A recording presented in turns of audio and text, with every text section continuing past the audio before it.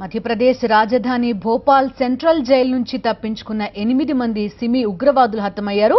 ATS బలగాలు ఉగ్రవాదులని కాల్చి చంపాయి. భోపాల్ శివార్లలో యాంటీ టెర్రరిస్ట్ స్క్వాడ్ వీరిని హతమార్చినట్టు సమాచారం.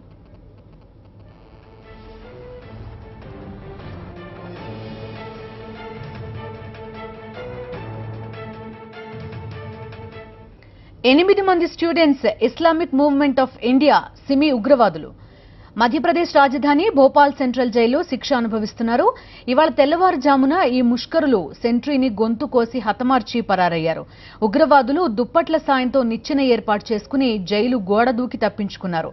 భోజనం చేసేందుకు ఉపయోగించే స్టీల్ కంచంతో గార్డు గొంతు కోయడం టెర్రరిస్టుల అరాచకానికి పరాకాష్ట. భోపాల్ సెంట్రల్ జైలు నుంచి తప్పించుకున్న 8 మందిలో 4 2013లో ఎంపీలోని ఖాండ్వా జైలు నుంచి పరారైన వాళ్లే.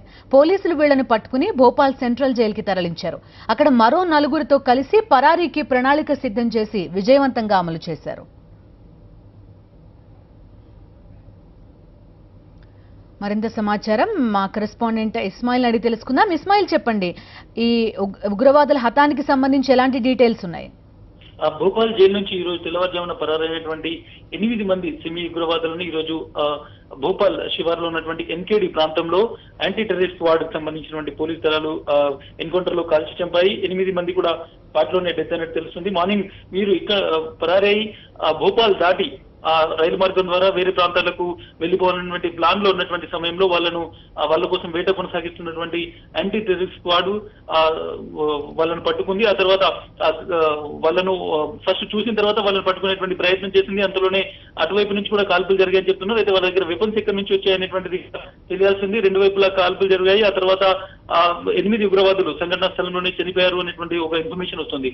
గతంలోనూ వీళ్ళు ఖాండ్వా జైలును బ్రేక్ చేసి అక్కడి నుంచి పారిపోయారు. వీళ్ళకి సంబంధించినటువంటి 2 గ్యాంగ్ మెంబర్స్ తెలంగాణలోని సూర్యాపేట దగ్గర జరిగినటువంటి జానకీపురం ఎన్కౌంటర్ లో చనిపోయారు. కరుడు గట్టిన ఉగ్రవాదులు వీళ్ళు 17 పేలుడులలో వీళ్ళ హస్తం ఉంది. ప్రధానంగా తెలంగాణ, అదేవిధంగా మహారాష్ట్ర, ఒడిశా ప్రాంతాల్లో వీళ్ళు గతంలో పేలుళ్లకు పాల్పడ్డారు. 2013లో వీళ్ళు ఖాండ్వా జైలు నుంచి మధ్యప్రదేశ్ లో ఉన్నటువంటి ఖాండ్వా జైల్లో బాత్రూమ్ కిటికీలకు సంబంధించిన రాడ్లు తొలగించి అక్కడ నుంచి బయటికి వచ్చి అక్కడ ఉన్నటువంటి గార్డ్స్ ను చితకబాది వాళ్ళ దగ్గర ఉన్నటువంటి వెపన్స్ తో వీళ్ళు పారిపోయారు.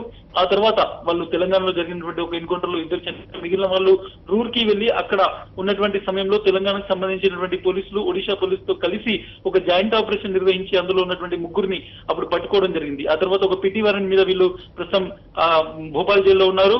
ఒక పథకం ప్రకారము ఒక ప్లేట్, అదేవిధంగా గ్లాస్ తో ఒక కొచ్చటి అంటే షార్ప్ గా ఉన్నటువంటి ఒక వెపన్ లాగా దాన్ని తయారు చేసి గార్డును గొంతు కోసి అక్కడి నుంచి వీళ్ళు పరారైనటువంటి సిచ్యువేషన్. ఆ తర్వాత వెంటనే అలర్ట్ అయినటువంటి భోపాల్ పోలీసులు మొత్తం భోపాల్ నుంచి బయటకు వెళ్లేటువంటి అన్ని మార్గాలను క్లోజ్ చేశారు. ఆ తర్వాత భోపాల్ శివార్లో ఉన్నటువంటి ఎన్కేడి అనేటువంటి ప్రాంతంలో ఈ 8 మంది ఉగ్రవాదులు పోలీసులకు తారసపడ్డట్టు తెలుస్తుంది. అయితే వాళ్ళ వైపు నుంచి కూడా ఫైరింగ్ జరిగినట్టు చెప్తున్నారు. ఆ క్రమంలో పోలీసులు జరిపినటువంటి, ముఖ్యంగా యాంటీ టెర్రరిస్ట్ స్క్వాడ్ జరిపినటువంటి కాల్పుల్లో వీళ్ళు 8 మంది కూడా అక్కడక్కడే చనిపోయినట్టు సమాచారం అందుతుంది.